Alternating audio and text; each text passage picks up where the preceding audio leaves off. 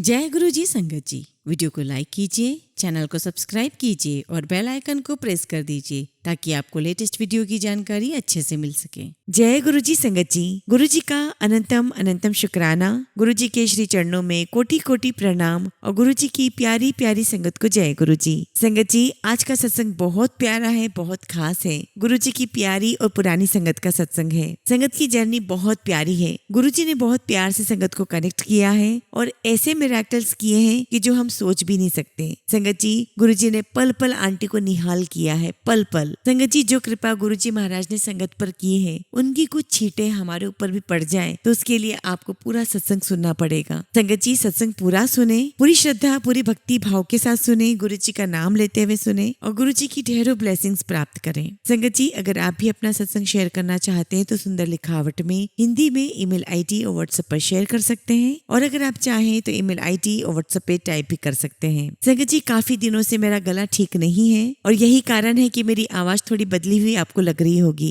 I hope आप इस चीज को अंडरस्टैंड कर पा रहे होंगे। बस आपसे यही रिक्वेस्ट करूंगी कि आपके प्यार में कोई कमी ना आए। आप उसी प्यार उसी भाव के साथ सत्संग को सुने और गुरु जी की ब्लेसिंग्स प्राप्त करें और आपको जो भी इनकन्वीनियंट हो रही है मेरी आवाज की वजह से, उसके लिए मैं आपको तहे दिल से माफी मांगती हूँ। तो चलिए संगत जी, सत्संग शुरू करते हैं। संगत जी, आज हम जिनका सत्संग सुनने जा रहे हैं वो गुरु जी की प्यारी और पुरानी संगत नीरू कथूरिया आंटी का सत्संग है। जय गुरु जी। सारी संगत को जय गुरु जी। गुरु जी को प्रणाम, सारी संगत को प्रणाम। संगत जी, पहले मैं अपने सत्संग नहीं कर पाती थी। जब भी कोई मुझे सत्संग करने के लिए कहता तो बस गुरु जी के प्यार के रूप में मेरी आंखों से आंसू बह निकलते थे। लेकिन जब गुरु जी ने मुझे स्वयं बोला कि चल उठ अपना सत्संग कर, और संगत जी तब से लेके आज तक मैं बिंदास होकर सत्संग करती हूँ। हाँ, कभी कभी नर्वस हो जाती हूँ। मैं गुरु जी का बहुत बहुत धन्यवाद करती हूँ कि उन्होंने मुझे ये मौका दिया कि मैं आप सबके साथ अपनी जर्नी शेयर कर सकूं। मुझे नहीं पता कि गुरु जी महाराज इस सत्संग के माध्यम से मुझे कौन सी ब्लेसिंग्स दे रहे हैं और आपको कौन सी ब्लेसिंग्स दे रहे हैं। संगत जी, मैं गुरु जी के पास अपनी बड़ी बहन पाल आंटी के माध्यम से गई थी। एक बार मेरी सिस्टर ने कहा कि चल तुझे गुरु जी के पास ले चलती हूँ। उस टाइम पे मैं इंडिया में थी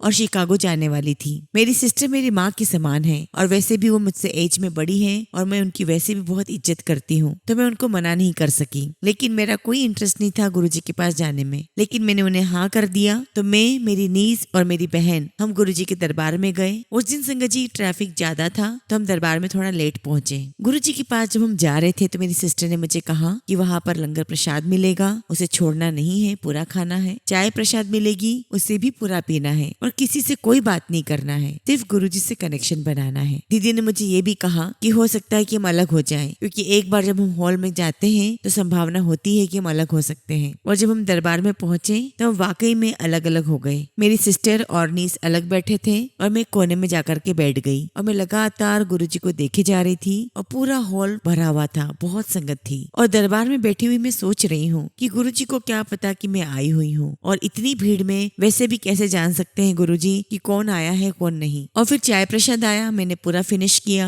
लंगर प्रसाद आया, वो भी पूरा खाया, लेकिन उस दिन लंगर में बहुत मिर्ची थी और तब मैं नहीं जानती थी कि अगर लंगर में मिर्ची है तो उसके क्या मायने होते हैं। अब संगत जी, हम लोगों को गुरु जी से आज्ञा लेके घर जाना था। तभी वहाँ पर अनाउंसमेंट हुआ कि आज संगत बहुत ज्यादा है, तो जो संगत लेट आई है वो अपने आप बाहर हो जाए, गुरु जी से आज्ञा लेने की आवश्यकता नहीं है। तभी मैं अपनी बहन को ढूंढने लगी और वो मुझे दिखाई दी। मैंने उससे बोला कि तुम मुझे वैसे ही इतनी दूर लेकर आई हो और अब तो गुरु जी से भी मिलना नहीं हो पाएगा। तो मेरी सिस्टर ने मुझे कहा कि एक काम करो कि तुम दोनों लाइन में लग जाओ। और फिर संगत जी, मैं और मेरी नीस लाइन में लग गए और सेवादार अंकल ने जैसे ही लाइन को काटा, गुरु जी से आज्ञा लेने वाले हम आखिरी थे। अब संगत जी, जैसे ही मैं गुरु जी के पास गई, मैंने गुरु जी को मत्था टेका। मुझे समझ में नहीं आ रहा था कि मैं क्या कहूँ गुरु जी से। मैंने गुरु जी को कहा कि गुरु जी, मैं यूएस से आई हूँ आपकी ब्लेसिंग्स लेने। गुरु जी ने मुझे देखा, मुस्कुराए और बस मैं मत्था टेक करके मैं बाहर आ गई। जब मैं बाहर आ गई तो मैंने अपनी सिस्टर से कहा कि तू मुझे ऐसे ही यहाँ ले आई, गुरु जी ने तो मुझसे कुछ बात ही नहीं की। तो मेरी सिस्टर मुझे कहने लगी,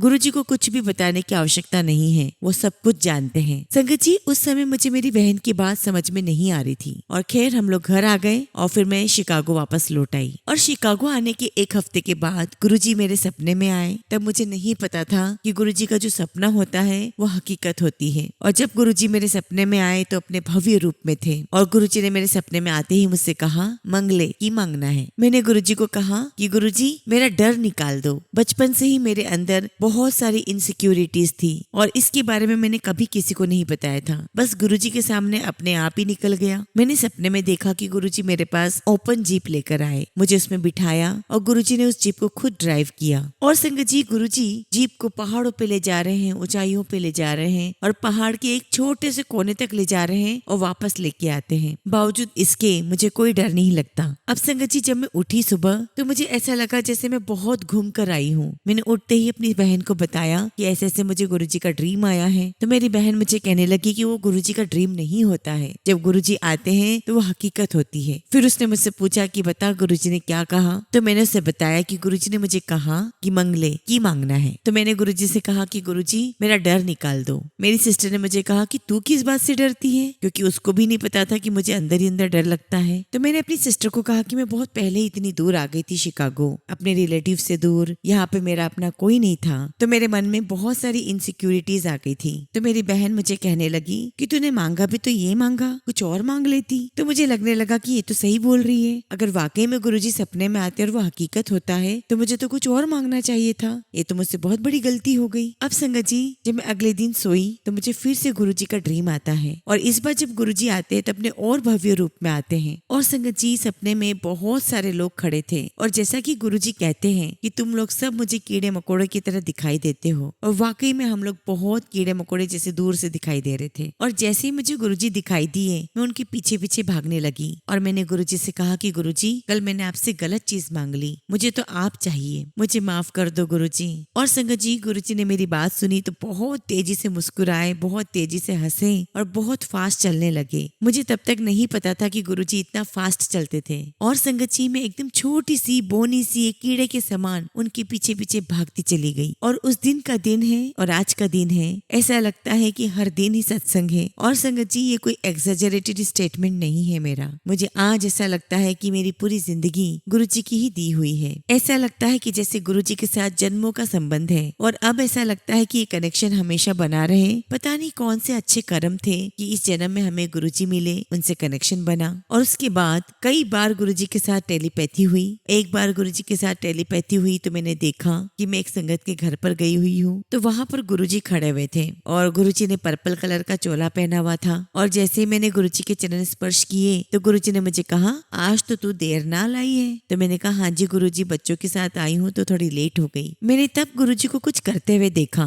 जो मैं किसी को नहीं बता सकती। मैंने देखा कि गुरुजी के माउथ से कुछ टेस्टिकल्स बाहर आ रहे हैं और ये देखकर मैं बहुत हैरान थी। मुझे समझ में नहीं आ रहा था कि मैं क्या कहूँ। और संगत जी इस सपने के बारे में, इस टेलीपैथी के बारे में मैंने कभी किसी से नहीं कहा, क्योंकि मुझे ऐसा लग रहा था कि मैं कैसे कहूँ, क्योंकि ये सपना बताते हुए मुझे खुद को अच्छा नहीं लग रहा था कि पता नहीं कोई मेरे बारे में क्या सोचेगा। और मुझे खुद को ऐसा लग रहा था कि मैंने तो कभी किसी के बारे में गलत नहीं सोचा, मैंने कभी किसी के बारे में गलत विचार नहीं रखा, तो गुरुजी ने मुझे ऐसा सपना क्यों दिखाया। और इस सपने के 3 दिन बाद मेरे डैड का इंडिया से फोन आता है और कहते हैं कि I have been diagnosed with the prostate cancer. उनका प्रोस्टेट बहुत बड़ा हुआ था और उस समय उनकी उम्र 80 साल की थी। और तब मुझे समझ में आया कि गुरुजी ने मेरे साथ टेलीपैथी में क्या किया था। और जब डैड ने मुझे बताया कि डॉक्टर ने कहा है कि सर्जरी करनी होगी, तब मुझे एक बार भी डर नहीं लगा, क्योंकि गुरुजी ने तो मेरा डर पहले ही निकाल दिया था। और मुझे इस बात की भी चिंता नहीं थी कि सर्जरी कैसी होगी, क्या होगा। मैंने बल्कि उन्हें कहा कि आप बिल्कुल चिंता मत करो, आपकी सर्जरी होगी ही नहीं। मेरे डैड ने मुझे कहा कि मैं डॉक्टर से ओपिनियन लेने जा रहा हूँ। एक ओपिनियन लिया, उन्होंने कहा कि सर्जरी होगी। दूसरा ओपिनियन लिया, उन्होंने भी कहा कि सर्जरी होगी। और मेरे डैड वाकई में बहुत चिंता में थे, क्योंकि हमने किसी का केस सुन रखा था जिनको सेम प्रॉब्लम थी और जब उनकी सर्जरी हुई तो ही पास्ड अवे। लेकिन मैंने अपने डैड को बोला कि आप चिंता मत करो, हो ही नहीं सकता कि आपकी सर्जरी हो। लेकिन संगत जी मैंने अपने डैड को अपने सपने के बारे में नहीं बताया, क्योंकि वो आज तक भी गुरुजी से कनेक्ट नहीं हो पाए। और गुरुजी कहते हैं ना कि परिवार में से कोई एक सदस्य भी आ जाता है तो गुरुजी की ब्लेसिंग सबको मिलती है। फिर संगत जी मेरे चाचा एम्स की जो हेड ऑफ डिपार्टमेंट है उनके पास मेरे पापा को लेकर के गए। डॉक्टर ने सब कुछ एग्जामिन किया, सारी रिपोर्ट्स देखी और कहा कि आपको सर्जरी की कोई आवश्यकता नहीं है, आप आपको सिर्फ हर 6 महीने में ये इंजेक्शन लगवाना है और उसके बाद सब कुछ ठीक हो जाएगा। और ऐसा ही हुआ संगत जी, उनको वो इंजेक्शंस लगे और आज इतने साल हो गए संगत जी, ही इज टोटली फाइन। तो ये है हमारे गुरुजी, और वो पहले से ही क्योर कर देते हैं। और गुरुजी हमेशा कहते थे कि डॉक्टर अपना काम करेगा, मैं अपना। एक बार की बात है, गुरु पूर्णिमा थी और बच्चे बहुत छोटे थे और हम चारों शिकागो से इंडिया जा रहे थे। और उस समय मैं जॉब भी करती थी, वो भी फुल टाइम। और हम बहुत जल्दी जल्दी में एयरपोर्ट पहुंचे। लेकिन संगत जी मैं बहुत खुश थी क्योंकि अगले दिन गुरु पूर्णिमा थी और मैं गुरुजी से मिलने वाली थी और मैं एयरपोर्ट से ही गुरुजी के पास जाने वाली थी। तो मैं बहुत खुशी के मारी झूम रही थी कि बस गुरुजी से मिलना है। हम एयरपोर्ट पहुंचे और तब अमेरिका से डायरेक्ट फ्लाइट चलती थी शिकागो से दिल्ली तक। वहाँ एयरपोर्ट पर सब कुछ हुआ और जैसे हम बोर्डिंग पासेस के लिए गए तो उन्होंने हमें कहा कि आप लेट हो गए हो and we are bumped you to a flight tomorrow. तो हमने बहुत रिक्वेस्ट की कि अगर एक भी सीट हो तो किसी एक को भेज दो। तो उन्होंने हमें कहा कि हमने आपकी सीट ऑलरेडी किसी को दे दी है। और फिर उन्होंने हमारा सारा लगेज बाहर निकाल दिया और कहा कि आप वेट करो, हम थोड़ी देर में आपको होटल वाउचर देंगे ताकि रात में आप वहाँ पर स्टे कर सकें। और वैसे भी संगत जी बच्चे बहुत छोटे थे और वो वापस घर नहीं जाना चाहते थे क्योंकि उनका यही कहना था कि अभी तो हमारी वेकेशन स्टार्ट हुई है। और मैं बहुत उदास हो गई थी और एक कोने में जाकर के बैठ गई। मेरे हस्बैंड बाबर मेरे पास आते हैं, पूछते कि क्या हुआ, तो मैं उनको यही कहती कि नहीं कुछ भी नहीं हुआ। लेकिन मैं मन ही मन गुरुजी से यही बोलती कि गुरुजी आप तो मुझे गुरु पूर्णिमा पर बुलाने वाले थे, अब देखिए क्या हुआ। उसके बाद हम लोग आधे घंटे तक बैठे रहे और संगत जी फ्लाइट के 20 मिनट पहले हमारा नाम अनाउंस हुआ। मेरे हस्बैंड मुझे कहने लगे कि मैं होटल की वाउचर्स ले आता हूँ। मेरे हस्बैंड गए और जब वो वापस लौट कर आए तो ही वाज स्माइलिंग और उन्होंने मुझे आकर के कहा कि कैन यू बिलीव इट, हम चारों की टिकट्स अपग्रेड करके बिजनेस क्लास में कर दी गई है और फ्लाइट आज की है और हम इस फ्लाइट में जा रहे हैं। और बस मेरे मुंह से निकला जय गुरुजी, क्योंकि गुरुजी के अलावा और कौन कर सकता था। गुरुजी अपने हर भक्त की सुनते हैं, अपने भक्त की छोटी सी छोटी ख्वाहिश भी पूरी करते हैं। और तभी संगत जी मुझे 1 महीने पहले की बात याद आ गई और मैं बहुत तेजी से हंसने लगी। 1 महीने पहले की बात है, मेरे हस्बैंड मुझे कहते हैं कि तुम हमेशा गुरुजी करते रहती हो और कहती हो कि गुरुजी साथ चलते हैं। तो मैंने कहा कि हाँ बिल्कुल। तो हस्बैंड कहते हैं कि मैं नहीं मानता। तो मैंने कहा कि कभी ऐसा हो जाए कि गुरुजी हमें बिजनेस क्लास में ट्रैवल करवा दे तब क्या हो। तो मेरे हस्बैंड कहने लगे कि ठीक है तब का तब देखेंगे। और जब मैंने अपने हस्बैंड को बोला कि याद करो 1 महीने पहले हमारी क्या बात हुई थी, तो वो कहने लगे ओ वो बात, ये तो बाई चांस हुआ है। लेकिन संगत जी ये मैं जानती हूँ और आप भी जानते हैं कि ये बाई चांस नहीं हो सकता, ये सिर्फ और सिर्फ गुरुजी की ही मेहर है, उनकी ही कृपा है। क्योंकि हम सभी जानते हैं कि गुरुजी की संगत की लाइफ में कुछ भी बाई चांस नहीं होता, सब कुछ गुरुजी की मर्जी से होता है और जोड़ना भी गुरुजी की मर्जी से ही होता है। किसको कब जोड़ना है ये सिर्फ गुरुजी ही डिसाइड करते हैं। मुझे एक बार की बात याद आ गई कि मैं जब भी इंडिया जाती हूँ तो मैं अपनी बड़ी सिस्टर पाल आंटी के घर जाती हूँ और उन्हीं के साथ बड़े मंदिर जाती हूँ। और मेरी बड़ी सिस्टर जो है वो फ्राइडे के दिन ही गुरुजी के पास मंदिर में जाती है क्योंकि फ्राइडे के दिन उनकी सेवा होती है। तो संगत जी मेरा बहुत मन था सेवा करने का, तो मैंने अपनी सिस्टर को कहा कि मेरा भी बहुत मन है सेवा करने का। तो मेरी सिस्टर मुझे कहने लगी कि मैं तुझे ले चलूंगी, लेकिन अभी बैच बन गए हैं और जिनके पास बैच नहीं होते वो अंदर सेवा करने नहीं जा सकते। मेरी सिस्टर की किचन सेवा थी और जो किचन कोऑर्डिनेटर होते हैं उनसे उन्होंने पूछा भी था, तो किचन कोऑर्डिनेटर ने तो हाँ कर दिया था, लेकिन उन्होंने कहा कि यदि सेवादार एंटर करने देंगे तभी अलाउ है। तो मैंने कहा कि अगर गुरुजी की मर्जी होगी तो वही होगा, मुझे किसी से कोई बात नहीं करना। तो मैंने अपनी सिस्टर से कहा कि तुम मुझे अपने साथ ले चलो, अगर सेवादार अलाउ करेंगे तो मैं अंदर आ जाऊंगी और अगर मना करेंगे तो मैं बाहर गेट पर ही बैठ जाऊंगी। तो उसने कहा ठीक है और वो मुझे अपने साथ ले गई। तो संगत जी उस दिन जब हम मंदिर पहुंचे, हम मंदिर के मेन गेट पर खड़े थे, तो उस दिन जो सेवादार थे वो रोज वाले सेवादार नहीं थे, गुरुजी ने सेवादार ही चेंज कर दिए थे और मेरे पास कोई बैच नहीं था। सेवादार अंकल को सब कुछ सच सच बताया कि ऐसा ऐसा है, ये सेवा करना चाहती है मगर इसके पास बैच नहीं है। तो सेवादार अंकल ने कहा ये तो गुरुजी की ही इच्छा है कि आप अंदर जाओ और उन्होंने हमें अंदर जाने दिया और किचन सेवा का मुझे मौका मिला। और संगत जी सच बताऊं तो उस दिन मेरे आंखों से आंसू रुक ही नहीं रहे थे। संगत जी किचन सेवा करते करते मेरी आंखों से आंसू निकलते जा रहे थे। मैं मन ही मन गुरुजी को कह रही थी कि गुरुजी मैं कितनी भागो वाली हूँ, कितनी भाग्यशाली हूँ कि मुझे आपकी किचन सेवा का मौका मिला है। थैंक यू सो मच गुरुजी कि आपने मुझे अंदर आने दिया। और संगत जी जब मैं सेवा कर रही थी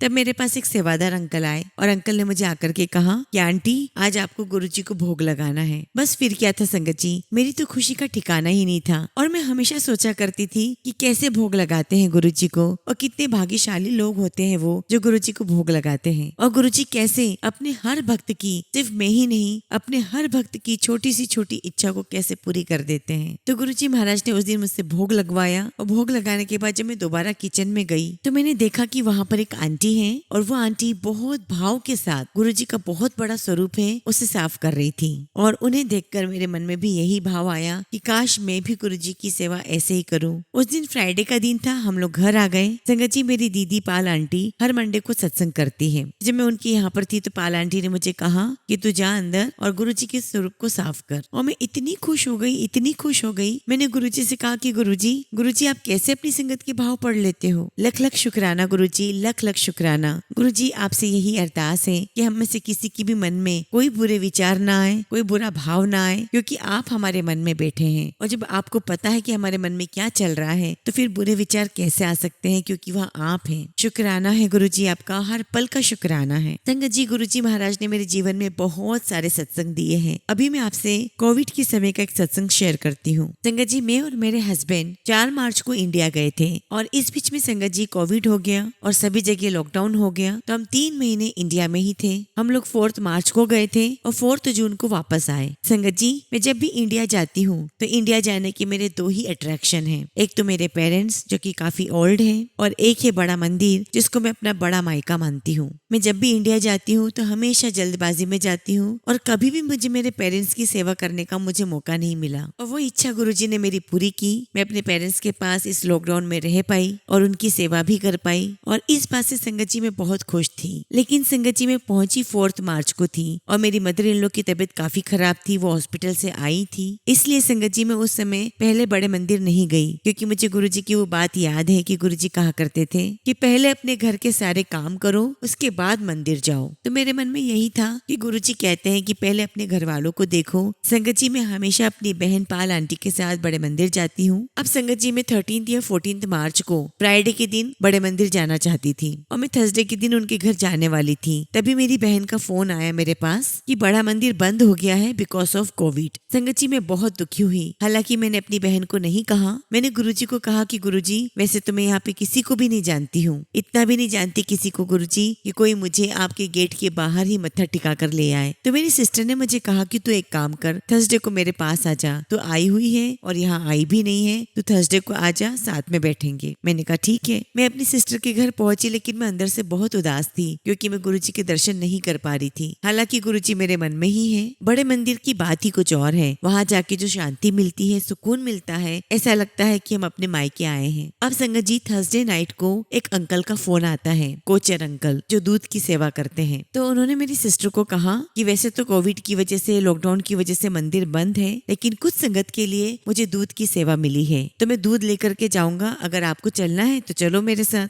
अब संगत जी मेरी सिस्टर ने मुझसे पूछा तो मैं तो पहले ही तैयार थी। मैंने कहा कि प्लीज मुझे भी लेकर चलो। और संगत जी मैं मन ही मन गुरुजी को बहुत बहुत थैंक यू बोल रही थी। उन अंकल ने कहा कि तुम कल 12 बजे तैयार रहना। संगत जी हम लोग एग्जैक्ट टाइम पर पहुंच गए। मंदिर बंद था, वहाँ पे 3-4 सेवादार खड़े थे, सबने मास्क लगाए हुए थे। अंकल ने हमें फ्रंट गेट पर उतारा और कहा कि मैं पीछे के रास्ते से दूध देकर आता हूँ। और संगत जी मैंने वही बाहर गेट पर गुरुजी को मत्था टेका और मेरी आंखों से आंसू रुक ही नहीं रहे थे। मैंने कहा कि गुरुजी आप अपनी संगत की हर एक ख्वाहिश पूरी कर देते हो, हर एक बात पूरी कर देते हो। वहीं गेट पर ही सेवादार अंकल ने हमें जल प्रसाद दिया। अब संगत जी जब वो अंकल दूध देकर वापस आए तो उन्होंने मुझे बताया कि शायद कुछ मिसअंडरस्टैंडिंग हो गई है। अंदर सेवादार लोग कह रहे हैं कि आज तो दूध चाहिए ही नहीं था। हमारी कोऑर्डिनेटर के साथ मीटिंग हुई थी, हमने मना कर दिया था कि आज दूध नहीं चाहिए, तो जो कोऑर्डिनेटर है वो आपको बताना भूल गए हैं, तो आज हमें दूध नहीं चाहिए, आप प्लीज ये दूध ले जाइए। उन अंकल को वापस अपना 40 किलो दूध ले जाना पड़ा। जब हम लोग रास्ते में थे तो मैंने अंकल से कहा कि अंकल आप मेरे लिए जरिया बनकर आए हैं, मीडियम बनकर आए हैं। मैंने गुरुजी से अरदास की थी मत्था टेकने की, तो गुरुजी ने आपको मीडियम बनाया और मुझे मत्था टिकवाया। और गुरुजी अपनी हर भक्त की, अपनी हर संगत की हर एक बात सुनते हैं। और संगत जी वो अंकल इतने अच्छे हैं कि उन्होंने मैक्सिमम सारी जो थैलियां थी दूध की वहाँ झोपड़ियों में बांट दी।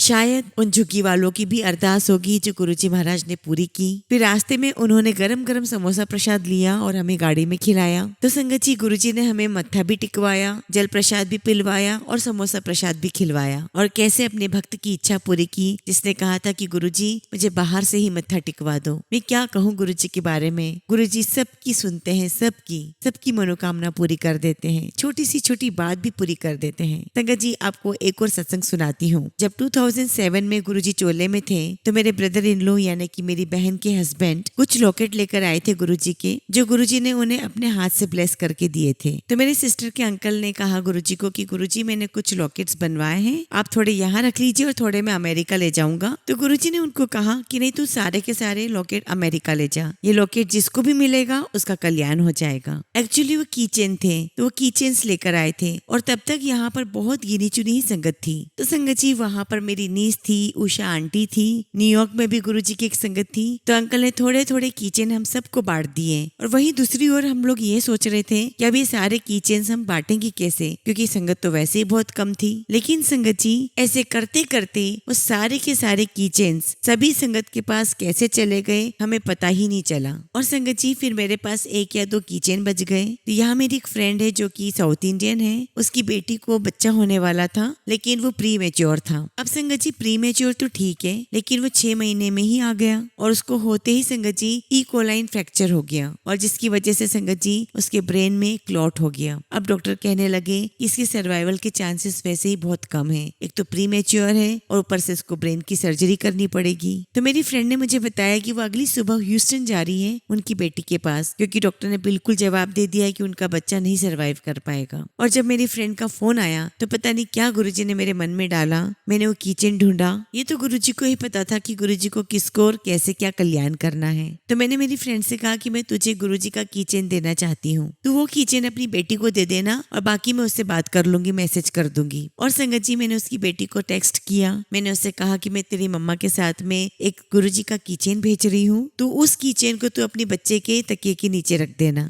और संगत जी, मैंने उस लड़की को 2-3 गुरुजी के सत्संग भेजे और मैंने कहा कि गुरुजी के सत्संग सुनना, देखना। उसे पता नहीं क्या हुआ संगत जी कि पूरी रात उसने गुरुजी के सत्संग निकाल निकाल के ढूंढ ढूंढ के सुने और जैसे ही उसकी मम्मी सुबह पहुंची, उस रात में गुरुजी ने उसके मन में क्या फेर डाल दिया था कि उसने वो कीचेन अपनी मम्मी से लेकर अपने बच्चे के तकिए के नीचे रख दिया और वो बच्चा 3 महीने हॉस्पिटल में रहा। उसके बाद वो ठीक हो गया और वो घर आ गया। और जब वो घर आ गया तो उस बच्ची ने मुझे कहा कि आंटी, क्या मैं आपको बताऊं कि मेरे साथ क्या हुआ था। वो कहने लगी कि आंटी, मेरी एक मौसी है जो बहुत बड़े एस्ट्रोलॉजर को जानती है और जब ये बच्चा हॉस्पिटल में था और बचने के चांसेस नहीं थे, मेरी मौसी ने मेरे बेटे की जन्म पत्रिका बनवाई और उसने कहा कि ये बच्चा हमेशा ठीक रहेगा क्योंकि इसकी जन्म पत्रिका में केंद्र में गुरु है। और फिर उस लड़की ने अपनी मौसी को सब कुछ बताया कि कैसे उसके पास गुरुजी का कीचेन पहुंचा और कैसे गुरुजी महाराज की मेहर उस बच्चे पर हुई। और ये सुनने के बाद उस लड़की की मौसी बड़े मंदिर होकर आई, गुरुजी को मत्था टेका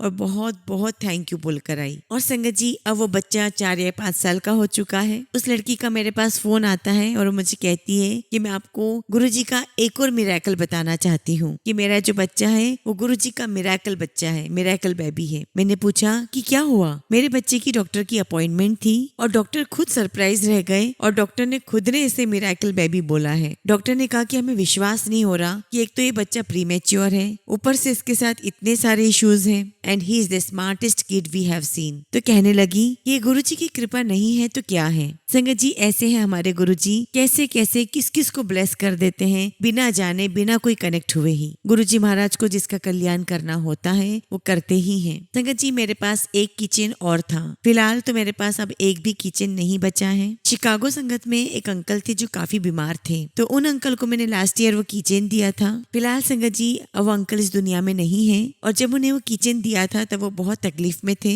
और उन्हें देखकर मुझे लगता था कि शायद अब ये नहीं बचेंगे और मुझे लगता था कि गुरुजी इनका कल्याण कर दें। लेकिन संगत जी, हम सभी मनुष्य की बुद्धि बहुत छोटी होती है। हम सबको लगता है कि कल्याण करने का अर्थ है ठीक कर देना, स्वस्थ कर देना। तो मैं गुरुजी को बार बार कहती कि गुरुजी, आप तो उनके घर चले गए थे, फिर क्यों आपने उनका कल्याण नहीं किया। और इसका जवाब संगत जी मुझे एक शब्द के थ्रू मिला। वो शब्द तो मुझे याद नहीं है लेकिन उसका मीनिंग ये था, the death of brave soldiers is blessed by guru. और उसके 3 दिन के बाद ही वो अंकल गुरुजी के श्री चरणों में चले गए। और जब मैं उन अंकल के फाइनल इंटरनेशनल राइड्स में पहुंची तब जाकर मुझे पता चला कि वो अंकल आर्मी में रह चुके थे। तब संगत जी मुझे एहसास हुआ कि हमें नहीं पता कि कल्याण का क्या मतलब है। हम अपनी छोटी सी बुद्धि से सोच लेते हैं कि जीवन देना या उम्र बढ़ा देना ही कल्याण होता है। संगत जी ऐसे गुरुजी के अनगिनत सत्संग मेरी लाइफ में है। अब मैं आपके साथ अपनी छोटी बेटी का सत्संग सुनाती हूँ। जब मेरी बेटी 11th में थी तो उसने नई नई ड्राइविंग सीखी थी। अपनी फ्रेंड्स के साथ शिकागो से मिलवॉकी एक सिटी है, वहां पर वो कॉन्सर्ट देखने गई थी। कार में मेरी बेटी थी और उसकी 3 फ्रेंड्स थी और मैंने अपनी बेटी को बोल दिया था कि जब तुम वहां से निकलो तो मुझे फोन कर देना। और संगत जी रात की 12 बजे उसने फोन करके मुझे कहा कि मम्मी हम लोग निकल रहे हैं। मैंने कहा ठीक है। मेरे घर पर गुरुजी का एक छोटा सा मंदिर है, मैं वहां जाकर के बैठ गई। मैंने सोचा कि जब तक वो आती है मैं गुरुजी के पास ही बैठी रहती हूँ। और संगत जी मेरी बेटी रात में 1 बजे पहुंची तो मैंने उससे पूछा कि एवरीथिंग इज ओके, तो उसने मुझे कहा कि यस एवरीथिंग इज फाइन और उसने मुझे गुड नाइट बोला और ऊपर जाकर के वो सो गई। मैं भी जाकर के सो गई और अगले दिन सुबह वो मुझे कहती है कि मम्मा आपको नहीं पता कि पिछली रात हमारे साथ क्या हुआ। तो मैंने पूछा क्या हुआ बताओ। तो बताने लगी कि जब हम लोग वापस आ रहे थे तो रास्ते में बहुत ज्यादा कंस्ट्रक्शन साइट थी और बीच बीच में फ्रीवे बना हुआ था और फ्रीवे पे उन्होंने ट्रैफिक खोला हुआ था। एक ही साइड से ट्रैफिक आ रहा था और एक ही साइड से जा रहा था और बीच बीच में रोड्स पर ऑरेंज कॉर्न्स लगाए हुए थे और स्पीड उस दिन थोड़ी कम थी, 55 थी। फिर उसने बताया कि हम लोग ड्राइव कर रहे थे और तभी हमारे सामने से एक पिकअप ट्रक आया और जैसे ही उस ट्रक की लाइट्स हमारे आंखों पे गिरी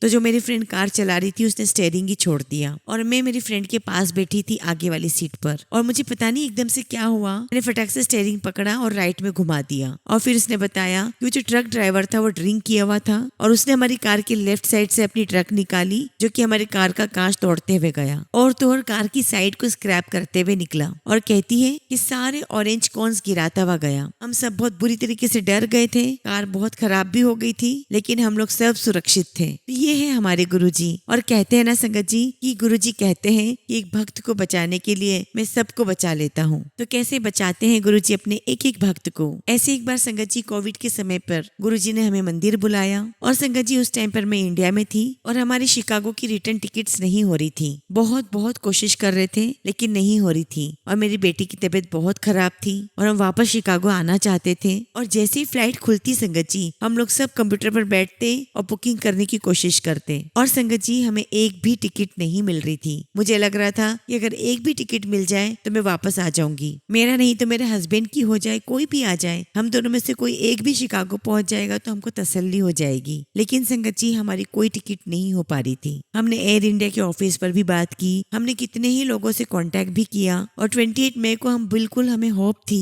कि हमें टिकट मिल ही जाएंगे और 28 मई की शाम की 4 बजे तक भी हम वेट करते रहे लेकिन जवाब आया कि कोई बुकिंग नहीं हो पा रही है। और अभी थोड़ी देर पहले संगत जी मैंने अपनी एक फ्रेंड की बेटी का सत्संग सुनाया था तो मेरी वो फ्रेंड बॉम्बे में थी तो उसने मुझे बताया कि बॉम्बे से तो KLM फ्लाइट्स जा रही है। तो मैंने कहा कि दिल्ली से तो सिर्फ एयर इंडिया जा रही है। तो वो मुझे कहती है कि मैं तुम्हें KLM की अकाउंट मैनेजर का फोन नंबर देती हूँ, तुम उससे कांटेक्ट करो। तो संगत जी हमने बॉम्बे में KLM की अकाउंट मैनेजर को फोन किया। संगत जी वो बहुत ही अच्छी लेडी थी और उसने मुझे कहा कि मैं आपको बिल्कुल भी रिकमेंड नहीं करूंगी कि आप बॉम्बे से KLM की फ्लाइट्स लें। उसने कहा कि डोमेस्टिक फ्लाइट्स अभी अभी खुली हैं और उनका कोई भरोसा नहीं है। तो उसने कहा कि मैं दिल्ली के KLM के अकाउंट मैनेजर का नंबर देती हूँ, आप उनसे बात करो और देखो कि क्या पॉसिबल है। और फिर संगत जी मेरे हस्बैंड ने उनसे बात की तो उन्होंने कहा कि मैं देख करके बताता हूँ, चेक करके बताता हूँ कि KLM की फ्लाइट्स दिल्ली से है या नहीं। फिर वो मैनेजर ने फोन करके बताया कि हाँ 4 को दिल्ली से KLM की फ्लाइट जा रही है और कहा कि मुझे आप अपना क्रेडिट कार्ड नंबर दे दो, मैं आपकी टिकट बुक करा देता हूँ। और संगत जी मेरे हस्बैंड ने क्रेडिट कार्ड नंबर दे दिया था लेकिन संगत जी उसने हमें कंफर्मेशन सेंड नहीं किया था और इधर हमारे पैसे चले गए थे। तब संगत जी इधर मेरे हस्बैंड बहुत परेशान हो गए। उन्होंने मुझे कहा कि मैं ऑनलाइन बुकिंग साइट पर देखता हूँ क्या हमारी KLM फ्लाइट में बुकिंग हुई है या नहीं। अब संगत जी जब मेरे हस्बैंड ने ऑनलाइन चेक किया तो किसी भी साइट पर KLM की फ्लाइट्स आ ही नहीं रही थी। फिर चाहे वो मेक माई ट्रिप हो या कोई और साइट, कहीं पर भी KLM की फ्लाइट शो ही नहीं हो रही थी। फिर संगत जी हमने बॉम्बे वाली KLM मैनेजर को फोन किया तो उसने कहा कि ठीक है मैं चेक करके बताती हूँ। और जैसे उसने चेक करके देखा तो बोला हाँ आपकी बुकिंग तो है 4 तारीख की। तो मेरे हस्बैंड हस्बैंड ने कहा कि हमने सब कुछ चेक कर लिया ऑनलाइन पर, किसी भी वेबसाइट में ये फ्लाइट नहीं आ रही है, आपको कैसे शो हो रही है? तो मैनेजर ने कहा कि ये तो मुझे नहीं पता, लेकिन आपकी फ्लाइट तो जा रही है। There is a glitch somewhere. हमें नहीं पता कि हमारे सिस्टम में क्यों शो नहीं हो रहा है, लेकिन आपकी फ्लाइट बुक है 4 तारीख की। और उन्हीं दिनों संगत जी मैं जूम प्लेटफॉर्म पर रोज ही सत्संग सुना करती थी। और उसी दिन संगत जी मैंने वरुण अंकल का सत्संग सुना था, श्रद्धा एक्सप्रेस वाला, कि कैसे गुरुजी ने अपने भक्तों के लिए श्रद्धा एक्सप्रेस ट्रेन चलाई थी जो चली भी नहीं थी। और उसी दिन संगत जी हमारी ये फ्लाइट बुक हुई, जो कि संगत जी ये फ्लाइट कभी किसी वेबसाइट पे दिखाई ही नहीं दी। और संगत जी हम वाकई में 4 तारीख को उस फ्लाइट से शिकागो पहुंच गए, जो कि हम 5 तारीख को बैठने वाले थे। तो ये है हमारे गुरुजी जो अपने भक्तों के लिए कुछ भी कर सकते हैं, कुछ भी मिरेकल कर सकते हैं, कुछ भी इम्पॉसिबल को पॉसिबल कर सकते हैं। गुरुजी के लिए ट्रेन किया, फ्लाइट किया, ये सारी चीजें तो उनके लिए बहुत छोटी हैं। गुरुजी कहते थे ना अक्सर कि सब छोटी छोटी चीजें मांगते रहते हैं, असली चीजें कोई नहीं मांगता। असली चीज तो गुरुजी को ही हम मांग ले, गुरुजी सब अपने आप सारे काम बनाते चले जाते हैं। बस हमें तो गुरुजी को गुरुजी से मांग लेना है, पूरी श्रद्धा भक्ति रखनी है, पूरा विश्वास रखना है। और संगत जी आप देखेंगे कि आपकी लाइफ में सारे काम होते चले जाएंगे, वो इम्पॉसिबल काम भी पॉसिबल हो जाएगा जो आपने कभी सोचा भी नहीं था। संगत जी गुरुजी महाराज की कृपा इतनी सारी है कि समय भी कम पड़ जाएगा। सत्संग तो बहुत है, लेकिन संगत जी फिलहाल मैं अपनी वाणी को यही विराम देती हूँ और बहुत जल्दी गुरुजी महाराज की आज्ञा से आप सबके साथ जल्दी ही गुरुजी का एक और सत्संग शेयर करूंगी।